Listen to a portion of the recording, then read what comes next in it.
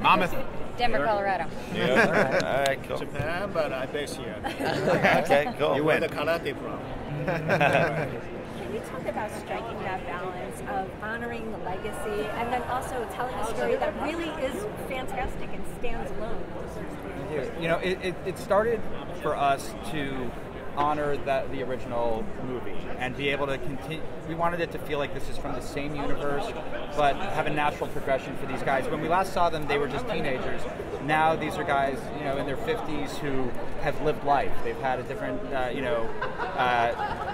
they've had different experiences, and to sort of explore sort of what could happen to these characters in the future. Look at a guy like Johnny Lawrence, who seemingly had it all, and have this big regret, this big thing that happened, and now today be living now in the town that Daniel lived in, with Daniel now the auto king of the valley, so he sees his face every day, and try to tell us a modern story of bullying with the teenagers. We all connected to Daniel LaRusso when we were kids, and it was sort of like a heartbreaking story, but a story of triumph. And with bullying today, and just sort of how brutal it can be in different forms, we wanted to sort of explore that world while also, having some fun in the Karate Kid universe, and taking Johnny Lawrence and turning him into Mr. Miyagi, a combination of Mr. Miyagi and Archie Bunker together. We thought there was a lot of fun to be had. And there's so much currency left on the table in terms of story and imagery and music and character. Like, just anytime we can have a Miyagi moment, whether it's, in the first season with Daniel actually at the graveside, or coming in and out of a flashback that reminds you, who he's thinking of. And we have all that footage, from those movies. And Sony has helped us to dig up more and more, unused dailies that will just make, give us kind of that tie-in as we take the series forward, that we can always be going back to remember when, like our Remember When in our series, it exists. Like, there's material. So between that, the Bill Conti music, between just the idea of where Johnny was at the end of that movie versus the 34 years in between, it was very easy to slide into that and make sure that we were in the right ballpark. So are we maybe expecting, because the first season, the first episode, you guys using and showing actually footage from the movie. Right. So I'm curious that you guys expecting, are we to expect more of the unseen footage from actually the movie?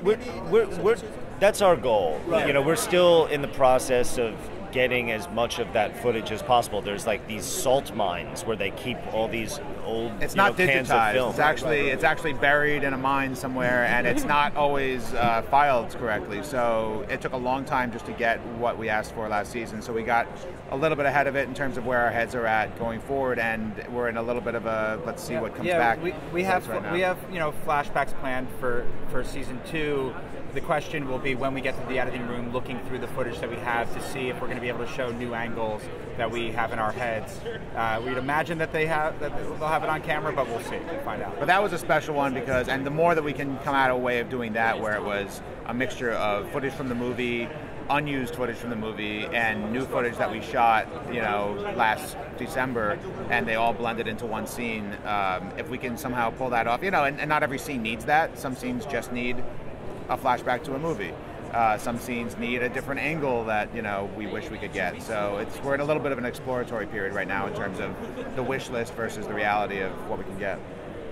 And were you keeping track of other reboots and other sequels that had a long time in between, and see what they did right, what they did wrong? And No, I mean that's not how we approached it. We just approached it as fans. John and I actually had worked on the movie American Reunion, and that was kind of a good training grounds for this, because we were fans of the original American Pie. There had been 3 movies, and then it had been about 8 years, and we liked the idea of doing a high school reunion movie with characters that we all remember their high school days. And so we just approach it as fans. There's a lot of reboots and sequels that are out now that I think they want to take advantage of the IP and usually often it's studio driven. I think it's studio driven where they say, hey, let's take this IP but make it for today with all the new technology, and that's great.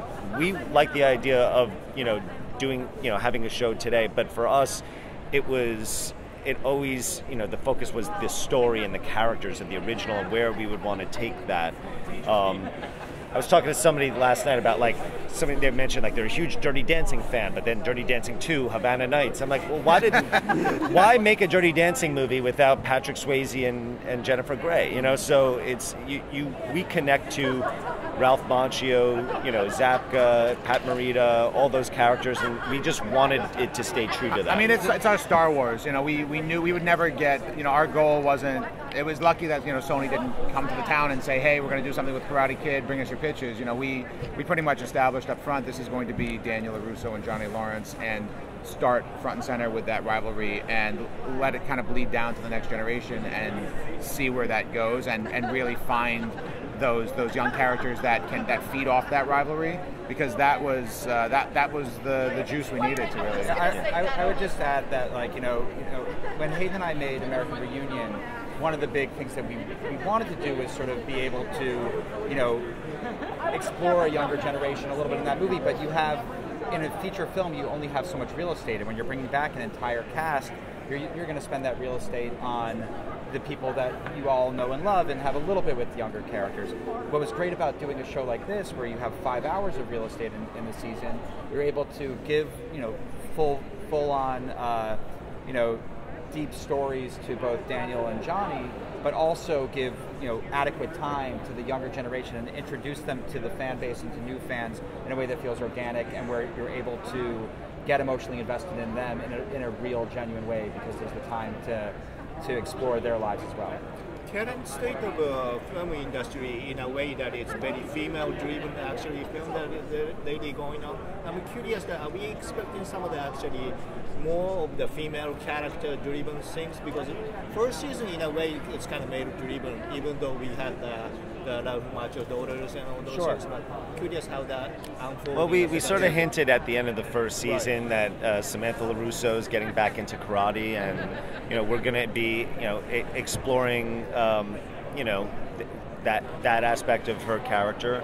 And so yeah, I think the fun thing is, as the show goes on, you're just building each world. So yeah, we set up these younger characters, but there's going to be new characters, you know, in that world, and we get to explore the idea of, you know, of friendship, both with the male and the female younger characters, in terms of how does friendship get challenged when somebody joins a different club or finds a different group of, you know, a different hobby, and what's the push and pull of that, and who are the new people you meet along the way that, you know, that pulls you in a different direction, even if you want to be friends. So we're really digging into that high school friendship kind of storyline with our younger cast in season 2, in terms of what happens when you're friends but your interests kind of collide.